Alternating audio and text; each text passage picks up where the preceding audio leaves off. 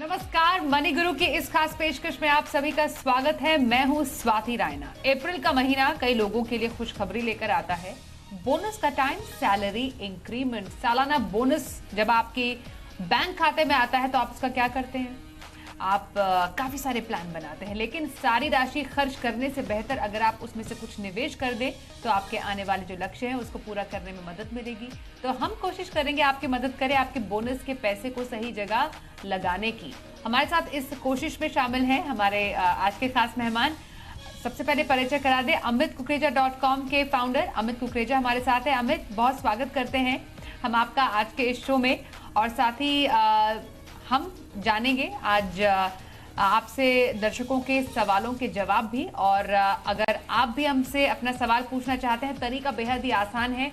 हमें व्हाट्सएप पर, ईमेल पर और हमारे सोशल मीडिया पेजेस पर आप अपने फाइनेंशियल प्लानिंग से जुड़े सवाल पूछ सकते हैं। तरीका जल्दी से देख लीजिए। व्हाट्सएप नंबर हमारा है 9582222266, @ZBusiness Twitter handle, @ZBusiness online Facebook page, और साथ ही ईमेल आईडी moneyguru@zmedia.slgroup.com पर अपना सवाल, पूरे नाम, अपने पूरे फाइनेंशियल प्लानिंग के अब तक के सफर के बारे में और साथ ही अपना फोन नंबर जरूर लिखिए।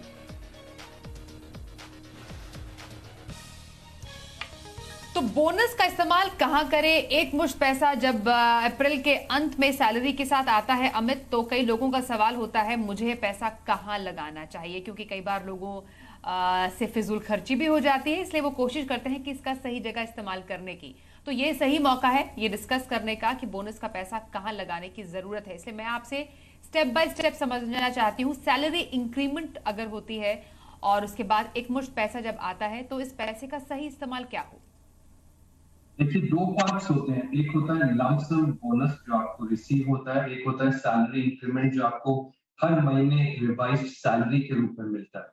तो हम लंप सम वाले बोनस की बात कर लेते हैं। लंप सम बोनस जब भी आपके पास सडन लिक्विडिटी आ जाए तो हमारे बहुत ही जो इमीडिएट थॉट्स होते हैं कि इसको कैसे खर्च किया जाए, क्यों ना इससे कोई इमीडिएट ग्रेटिफिकेशन वाली कोई चीज है, कोई मटीरियलिस्टिक एस्पिरेशन को फुलफिल किया जाए।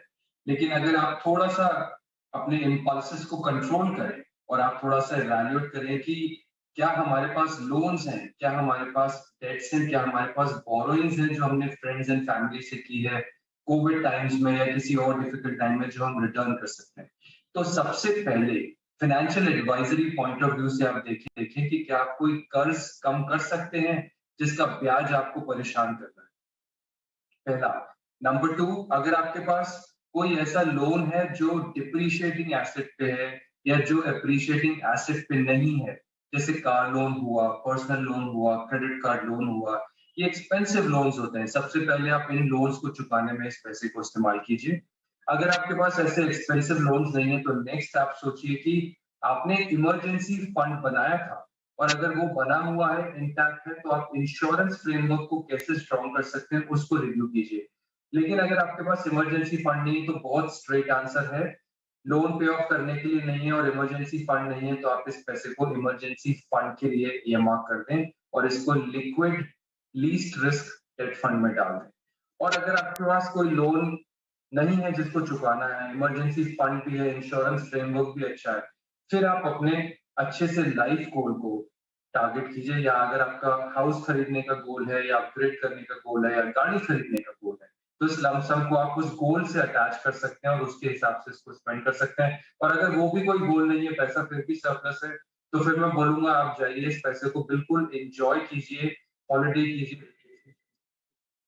पर्सनल फुलफिलमेंट वाली चीज कीजिए जो आप बचपन से करना चाहते थे और अभी तक नहीं कर पा रहे थे। तो ये सारी स्टेजेस है स्वाति, इन स्टेजेस को इवैल्यूएट करके आप पैसे का सबसे ज्यादा बेनिफिट कहाँ एक्सट्रैक्ट कर सकते हैं और अकॉर्डिंगली अपना डिसीजन लीजिए। तो बोनस का इस्तेमाल कई अलग अलग तरीकों से आप कर सकते हैं, अपने कर्ज को कम करने के लिए, या फिर इमरजेंसी फंड बनाने के लिए, या फिर अपने लोन को, जो पर्सनल लोन या क्रेडिट कार्ड बिल का आप बकाया चुका सकते हैं, अपने शौक पूरे कर सकते हैं, और या फिर जो रकम है उसको कहीं जगह अपने एसआईपी डाल दीजिए, निवेश कर दीजिए। बहुत तरीके हैं बोनस के पैसे को इस्तेमाल करने की। चर्चा बीच बीच में करते रहेंगे, लेकिन दर्शकों के सवालों का जवाब का सिलसिला भी शुरू करते हैं और पहला सवाल हमारे पास हिमाचल प्रदेश से संदीप डोगरा साहब का है। अमित, 28 साल की उम्र है इनकी और निवेश अवधि मतलब 30 साल तक निवेश करना चाहते हैं। 6 फंड में फिलहाल मौजूदा एसआईपी इनकी है 25,200 रुपए की। ये कह रहे हैं क्योंकि इन्हें सैलरी इंक्रीमेंट मिला है, क्योंकि हम बोनस और सैलरी इंक्रीमेंट की बात कर रहे हैं तो बहुत सही सवाल हमारे पास आया है। 9,000 रुपए अतिरिक्त इनके पास है जो ये चाहते हैं कि अपनी मौजूदा एसआईपी में जोड़ें। तो अब इस जो एडिशनल एसआईपी के साथ जो इनकी रकम बनती है वो कहां पर ये निवेश कर सकते हैं, इसके बारे में आपसे ये सुझाव चाहते हैं और चाहते हैं कि आप इनकी फाइनेंशियल प्लानिंग में इनकी मदद करें। कुछ फंड्स हैं इनके, अभी जैसे ही आप सुझाव देना शुरू करेंगे इनके फंड्स भी टेलीविजन स्क्रीन पर आएंगे। एक्सिस ब्लू चिप का फंड है, Mirae Asset emerging blue chip भी है, एक्सिस मिड कैप का फंड है, एसबीआई स्मॉल कैप फंड इनके पास है, मिराई एसेट टैक्स सेवर है और एचडीएफसी सेंसेक्स प्लान भी इनके पास है। तो फंड्स कैसे हैं और इनके एसआईपी के हिसाब से इनका गोल आपको कितना दूर लग रहा है? तो संदीप को मैं पहले एक बात बोलना चाहूंगा कि जो इन्होंने स्कीम सेलेक्ट किए हैं सारे स्कीम अच्छे हैं, गुड परफॉर्मिंग स्कीम और वो उसमें अपनी इन्वेस्टमेंट कंटिन्यू कर सकते हैं। लेकिन मैं ये एज्यूम कर रहा हूँ कि संदीप को अगले 4 साल में ये पैसा नहीं चाहिए। तो इक्विटी में पैसा लगा हुआ है, इनका गोल मैं एज्यूम कर रहा हूँ कि आज से 8 साल दूर है लॉन्ग टर्म इन्वेस्टमेंट्स। अगर कोई भी मनी इनको शॉर्ट टर्म गोल के लिए चाहिए और मेरी शॉर्ट टर्म की इस वक्त 4 ईयर्स है मार्केट वैल्यूएशन, तो कोई भी ऐसा गोल जो इनके 4 साल में कभी भी आ सकता है, उस गोल के लिए पैसा इक्विटी मार्केट्स में ना रखें, डेट फंड में रखें। तो मैं एज्यूम कर रहा हूँ कि इनका लॉन्ग टर्म गोल है, उसके लिए उन्होंने इक्विटी नेक्स्ट संदीप को थोड़ा सा फेमिलियराइज करते हैं कि अगर वो 25,000 रुपए हर महीने 13% CAGR के इन्वेस्टमेंट के 10 साल तक इन्वेस्ट करेंगे तो उनका 61.5 लाख पोर्टफोलियो की वैल्यू बन जाएगी। और अगर यही 25,000 10 साल के बजाय 15 साल इन्वेस्ट करेंगे तो पोर्टफोलियो की वैल्यू 1,39,00,000 रुपए हो जाएगी, 1.39 करोड़, 13%। और इसी पैसे को अगर 20 साल इन्वेस्ट करेंगे तो उनका पोर्टफोलियो का वैल्यू 2,86,00,000 हो जाएगा। मतलब टच 3 करोड़ ऑल्सो। अगर थोड़ा सा भी रिटर्न 13 से प्लस 1% जाता है तो हो सकता है वो 3 करोड़ के फिगर को क्रॉस कर जाए। यही लॉन्ग टर्म इन्वेस्टिंग का सबसे बड़ा एडवांटेज है, the power of compounding. Now जो संदीप ने हमसे ओपिनियन मांगा कि 34,000 रुपीज उसको इन्वेस्ट करने कैसे इन्वेस्ट किया जाए, तो मैं बोलूंगा 15,000 लार्ज कैप कैटेगरी में इन्वेस्ट करें, इंडेक्स फंड में करें, एक्टिवली मैनेज म्यूचुअल फंड में करें, जो इनके पास हैं दोनों, वो दोनों अच्छे फंड हैं, उसमें इन्वेस्ट करें। बाकी के 15,000 वो लार्ज एंड मिड कैप में 5,000, मिड कैप में 5,000 और स्मॉल कैप में 5,000 करें। जो इनके पास ऑलरेडी सिलेक्टेड स्कीम्स हैं उसी में ही इन्वेस्ट कर लें। ईएलएसएस की इनको अगर जरूरत है तो ईएलएसएस में करें। जरूरत से मेरा मतलब है सेक्शन 80C में अगर ये ईपीएफ पीपीएफ के थ्रू नहीं सेव कर पा रहे तो ईएलएसएस करें, अदरवाइज ईएलएसएस में करने की और इनका वेटेड रिटर्न अगर 14 से 15% का हो तो इनको एक बहुत अच्छा पोर्टफोलियो 10 साल के गोल के लिए मिल सकता है। स्कीम्स को रिव्यू करते रहें हर साल, जहां तक हो सके प्लान में करें, जितना हो सके एक प्रोफेशनल से एडवाइस लें और अपने बायसेस एंड बिहेवियर को कंट्रोल करें। और अगर कोई पैसा अगले 3 या 4 साल में चाहिए उसको डेट फंड में रखें, टैक्स एफिशिएंसी के लिए डेट फंड में रखें और immediate redemption of the schemes. ये मेरे कुछ टिप्स हैं। ओके, तो यहाँ पर संदीप जी आपको अमित ने एक बिल्कुल इलैबोरेट प्लान बताया है अपने फाइनेंसेस का। जो भी बदलाव करने की जरूरत है आप प्लीज उसे नोट कर लीजिएगा और ध्यान रखिएगा आप कैसे अपनी फाइनेंशियल प्लानिंग को आगे बढ़ाएंगे। अगले दर्शक से बात करते हैं, हमारे साथ फोन लाइन पर हैं कोलकाता से शुभादीप दे। बहुत स्वागत करते हैं आपका मनी गुरु में। आप 15 साल में 2.5 करोड़ रुपए इकट्ठा करना चाहते हैं शुभादीप। जानना चाहते हैं अब तक की फाइनेंशियल प्लानिंग कैसे की है आपने? सॉरी, क्या गुड आफ्टरनून, शुभदीप जी बोल रहा हूँ मैं कोलकाता से। क्वेश्चन और एक बार बोलेंगे? जी बिल्कुल बिल्कुल, मैं वही जानना चाहती हूँ कि आपने जो अब तक फाइनेंशियल प्लानिंग की है शुभादीप, आपने अपना गोल मेल में बताया था आपको 15 इयर्स में 2.5 करोड़ रुपए चाहिए। अब तक उसके लिए कितना आपने इन्वेस्ट किया है? 20,000 पर मंथ मेरा इन्वेस्टमेंट है टोटल, और उसमें मैं उसको ईयरली बढ़ा भी सकता हूँ 10%। ओके, एक बात बताइए शुभादीप, आपका जो पोर्टफोलियो आपने जो हमें अपने फंड्स भेजे हैं, ये सारे ईएलएसएस फंड्स हैं। DSP tax saver, ABSL tax relief, Mirae Asset का टैक्स सेवर है, आईडीएफसी टैक्स एडवांस है, क्वांट टैक्स प्लान है। कोई खास वजह ईएलएसएस का पोर्टफोलियो बनाने का? मैं आपको इन्फॉर्म किया था कि ये मेरा और मेरा वाइफ का पोर्टफोलियो है, तो इसमें एक्चुअली टैक्स सेव करने के लिए ही ये हम किए थे। तो ओके, तो टैक्स सेव के साथ साथ आप चाहते हैं कि इसी पोर्टफोलियो से आप 15 साल में अपने लिए 2.5 करोड़ रुपए इकट्ठा करें, इज इट? नॉट नेसेसरीली, ये इसमें तो मेरा अपर कैप ऑफ टैक्स का जो आता है वो तो ऑलमोस्ट हो जा रहा है, तो अभी तक तो यही है। मैं इसके बाद जो बढ़ाऊंगा वो ईएलएसएस नहीं भी होगा तो चलेगा, जो मेरा गोल को सेट कर पाए। ओके, तो 1.5 लाख तक का टैक्स सेव करने का इनका प्लान तो है अमित, लेकिन उसके अलावा जो इन्हें गोल्स अपने पूरे करने हैं और जो एडिशनल एसआईपी ये करना चाहते हैं आगे, उसके लिए अभी आप इनके पोर्टफोलियो को ध्यान से देखें और बताइए क्या बदलावों की जरूरत है। आपने एक क्वेश्चन को आंसर कर ही दिया कि आप ये दो लोगों की ये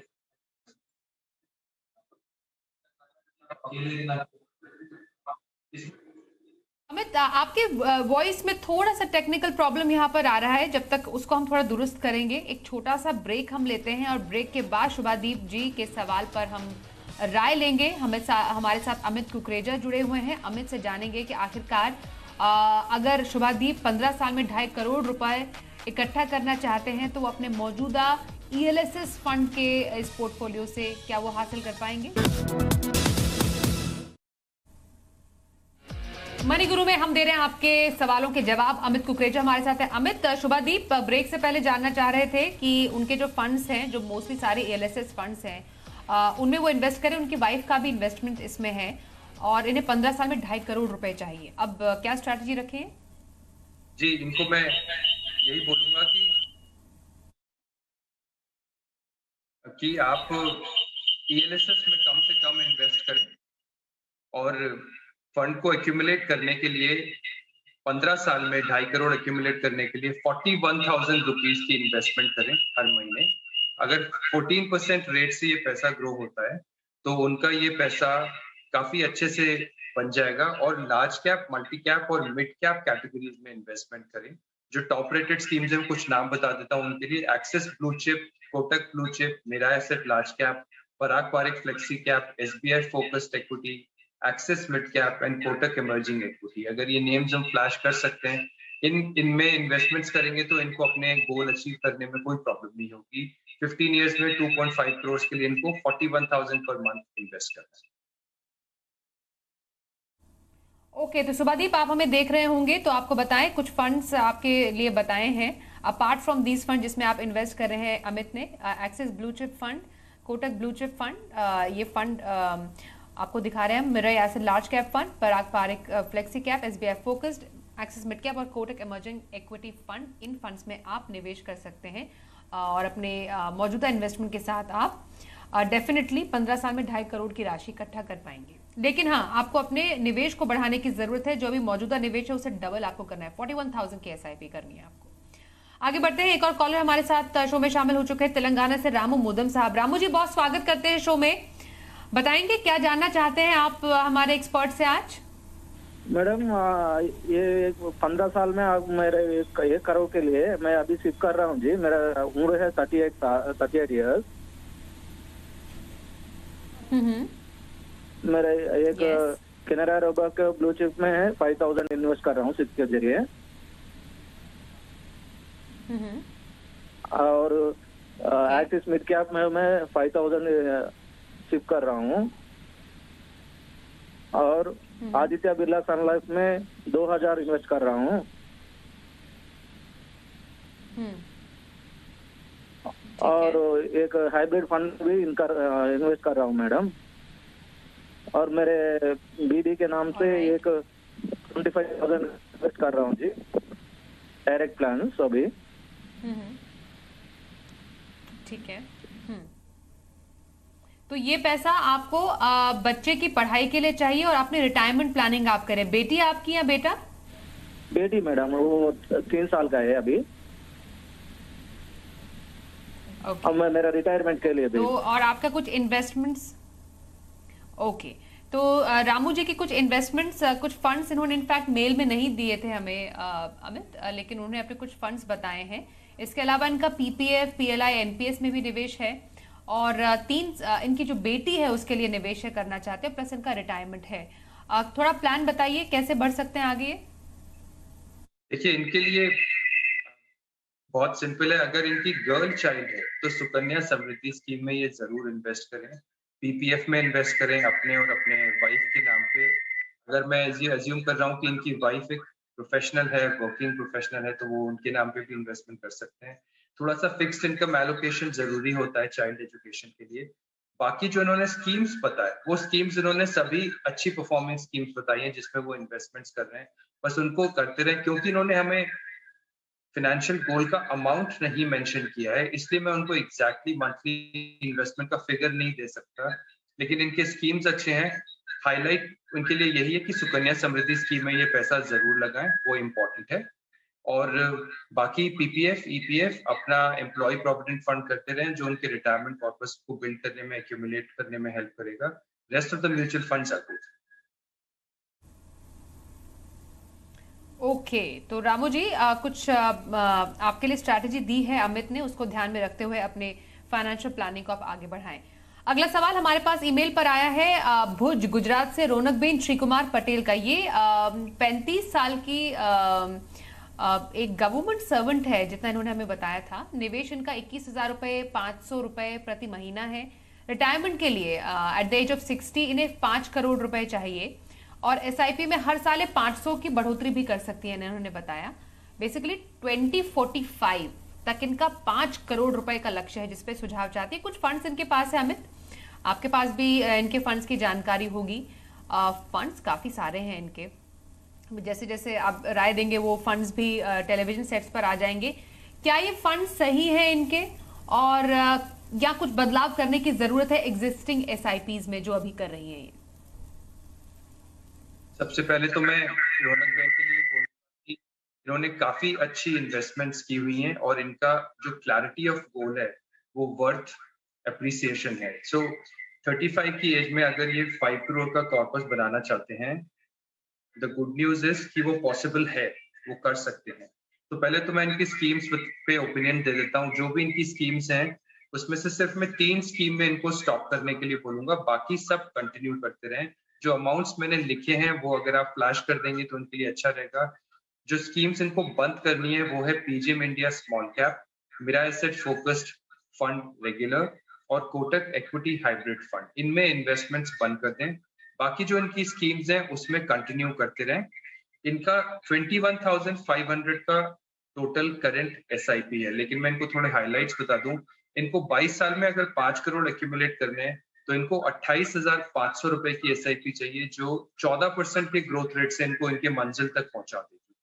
और मैं ये भी मान के चल रहा हूँ कि ये इन्वेस्टमेंट हम अगर बिल्कुल जीरो से शुरू कर रहे हैं तो पॉसिबल है, लेकिन ये मान के चलते हैं कि और इनका कुछ वैल्यू है और इनका अगर हर साल इन्वेस्टिंग कैपेसिटी बढ़ता जाएगा तो क्वाइट लाइकली कि अपने गोल को 22 साल से पहले अचीव कर लें। दूसरा इनके लिए रिकमेंडेशन ये कि ये डायरेक्ट प्लान में इन्वेस्ट करते रहें और पोर्टफोलियो को हर साल रिव्यू करते रहें किसी एक्सपर्ट के साथ। इन्होंने शायद अभी तक मार्केट क्रैश एक्सपीरियंस नहीं किया है, उनको एक मार्केट क्रैश के साइकिल के एक्सपीरियंस से गुजरना पड़ेगा, उस वक्त ही अपनी इन्वेस्टमेंट्स को बंद ना करें। और जो एग्जिस्टिंग स्कीम्स हैं उसमें जो रिवाइज्ड अमाउंट है वो बोल देता हूँ। कैनरा रिबेको में 7,500 इन्वेस्ट करें, पीजीएम इंडिया मिड कैप में 4,000 इन्वेस्ट करें, मिरा एसेट इमर्जिंग में 2,500, एसबीआई मल्टी कैप में 3,000, पराग पारिक फ्लेक्सी कैप में 3,000, नवी यूएस टोटल में 500 रुपए चलते रहने थे, एसबीआई गोल्ड में 500 रुपए चलते रहने थे, आईसीआईसी प्रू सिल्वर ईटीएफ में भी 500 रुपए चलते रहे। इस तरह से 21,500 रुपए को इन्वेस्ट करें और हर साल अपनी इन्वेस्टमेंट्स बढ़ाते रहें बेस्ड ऑन कैपेसिटी। ओके, तो रौनक बेन, होपफुली आपने हमारा ये शो देखा होगा और आपने इस मॉडिफाइड पोर्टफोलियो के हिसाब से आप अब बेहतरीन ढंग से आप ऑलरेडी अच्छा कर रही हैं अपने इस पोर्टफोलियो और अपने लक्ष्यों को पूरा कर पाएंगी। बहुत धन्यवाद करेंगे अमित, आप हमारे साथ शो में शामिल हुए। एक तो आपने बताया कि बोनस का पैसा कहाँ निवेश करने से फायदा मिलेगा, कहाँ पर उसका इस्तेमाल किया जा सके, दूसरा दर्शकों के सवालों के जवाब देने के लिए भी। मनी गुरु में आज के लिए बस इतना ही।